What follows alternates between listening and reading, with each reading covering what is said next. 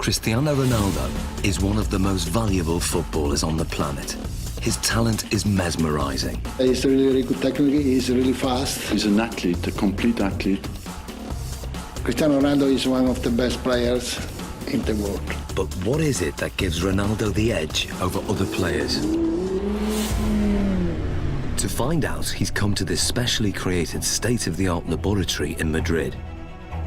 Here, in a world exclusive, sports science experts are going to forensically analyze what makes him such an efficient machine. Ronaldo will submit to an array of tests, each one designed to investigate a different strength in his game. It's amazing to see how my body works, so it's a fun day.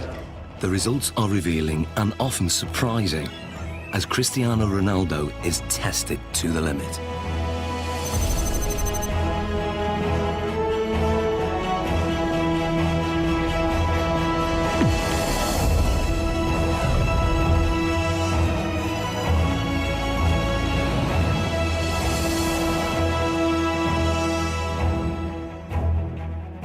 In this sports laboratory, Cristiano Ronaldo is about to undergo a series of challenges unlike any he's done before.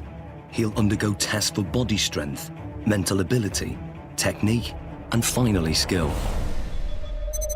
Guiding him through this is football consultant Andy Ansar. He's teamed up with leading sports scientists, hoping to uncover the secrets behind Ronaldo's tremendous ability. Shall we stretch out properly? The first of the 4 challenges is one of the most crucial on a football pitch. Body strength. With 40 goals in a single season, Ronaldo is La Liga's highest scoring player ever. One of the fastest men on the pitch, his lower body strength gives him the acceleration to get that hair's breadth nearer the ball. And in today's game, every millimetre counts.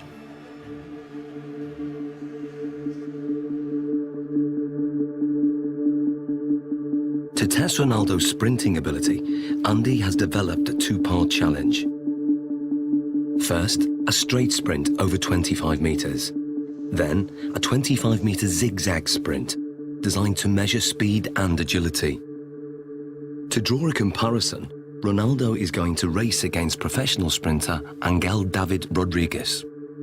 Rodriguez is the Spanish champion over 100 metres, but how will he compare with Ronaldo over 25 metres?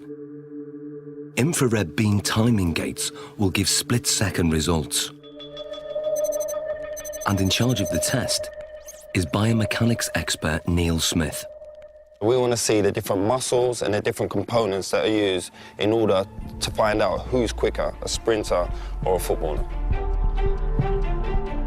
Rodriguez is going to go first. Take your marks. Set.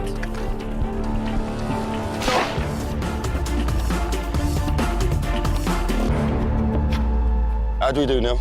Angel hit 3.31 seconds there, Andy. Angel, quality. Different class. It's fast. What do you think Ronaldo will do? Maybe the same, strong, accelerated. You sure? Yeah, I know. Slow-motion replays reveal that Rodriguez makes a strong, explosive start, reaching top speed in under half the distance.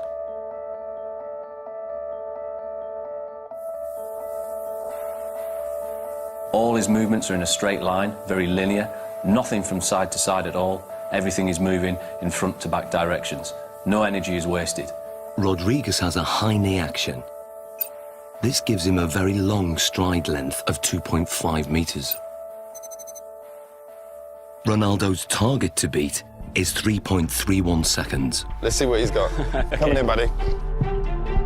Let's get Ronaldo on the blocks. Okay, Neil. Set.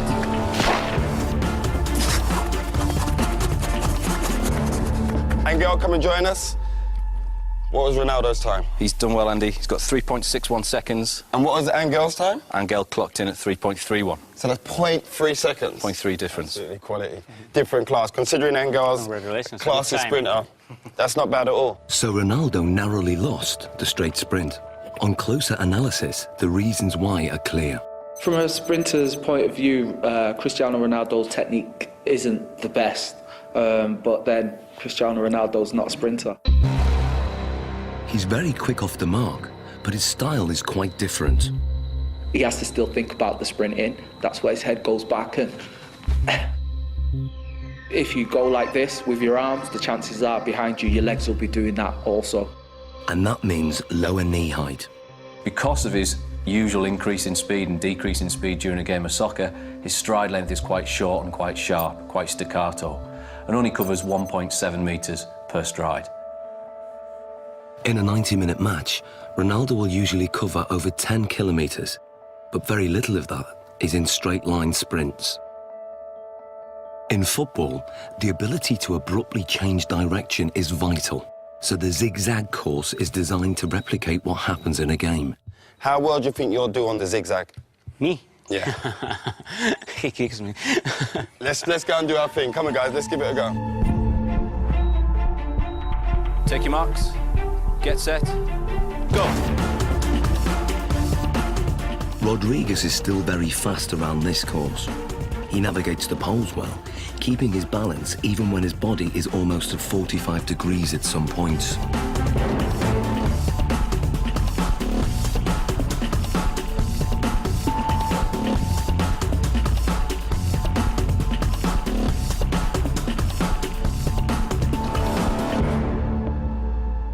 Rodriguez completes the zigzag course in 6.86 seconds.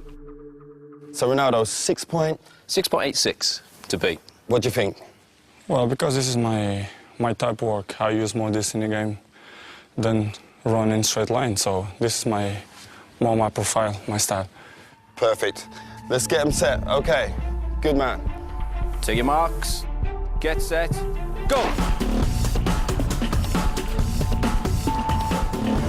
Ronaldo's style again has very little in common with the sprinters.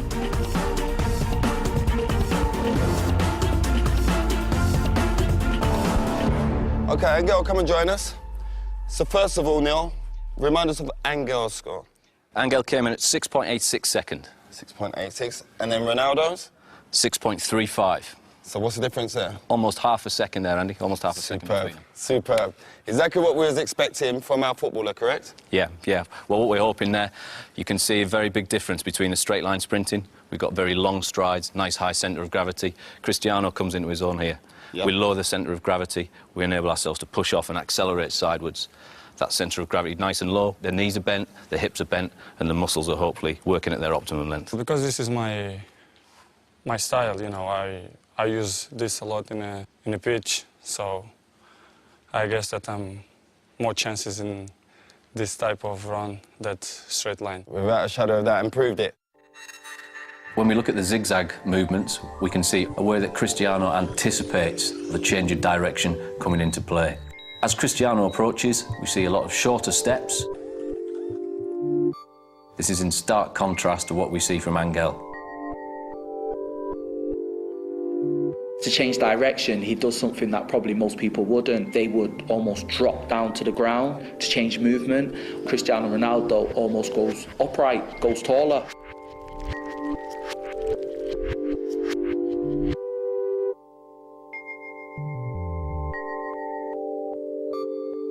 Oh, look, he jumps into it with 2 feet this turn. Here we go. Yeah. There we go, there. Yeah, we can see Angel using 1 foot there to break in Yep. in one particular stride and to try and push off in the very next. Cristiano's decelerating using both feet. Yep. Places his centre of gravity inside the line of his foot, Yep. and away he goes. It's almost like he uses 1 foot primarily Yeah. for taking the braking force, as we see that inside Yeah. foot there. Then the outside foot is more for the acceleration Yeah. force. And Cristiano places approximately 5 body weights worth of force through that outside foot towards the next turn.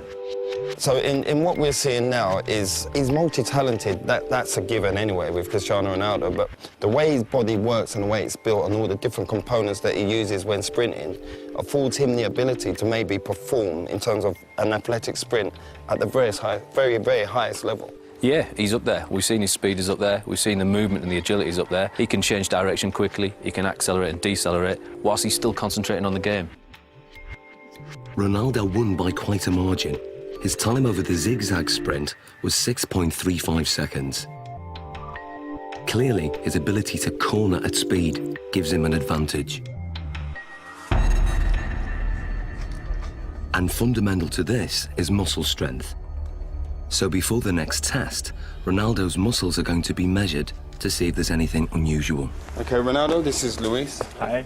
So we want to look at your body. We want to check everything out. What makes Ronaldo special? Okay? Okay. This is a state-of-the-art precision 3D body scanner. It uses a laser beam to create a visual profile of the exterior body shape and gives us exact measurements like height, 185.1 centimeters, chest, 109. Ronaldo has extremely lean, well-defined musculature. He has 3% less body fat than a supermodel. His thigh circumference is 61.7 centimeters, which is well above average. But his calf muscles are less developed, and the scan exposes a fact about their size that surprises Ronaldo. ¿Más la izquierda? El izquierdo, sí, sí. Eso es lo que te dice esto. Having uneven calf muscles hasn't held Ronaldo back. In fact, his body dimensions are part of the secret to his success. He has the long legs of a sprinter, the lean physique of a middle-distance runner, and the powerful thighs of a high jumper. What sets him apart is that he has all those attributes in one body. Like tuning an engine for high performance, Ronaldo has tuned up his body strength significantly over recent years. He's increased his win rate in the air from 40% to over 66%. He can now fly higher than many of his opponents. So next, Ronaldo's explosive jumping ability is going to be tested. Here we are. Okay, Ronaldo, this is the high jump. Now explain to us how this works. What we're going to get you to do is a test of lower body power. The higher you jump, the more powerful your legs are going to be. So we're going to place you on the mat. We're going to instruct you to jump as high as possible, give it your maximal effort, and try and land back on the mat again. This mat is actually a very sensitive pressure sensor that measures takeoff force. And the key thing is having his hands on his hips, We're correct? going to try not to use the arms as an extra counterbalance. So that's why we do this, so that he can't use his arms as elevation. So It's we're just trying to about the legs. Concentrate just on explosive Okay. leg power. Okay. 3, 2, 1.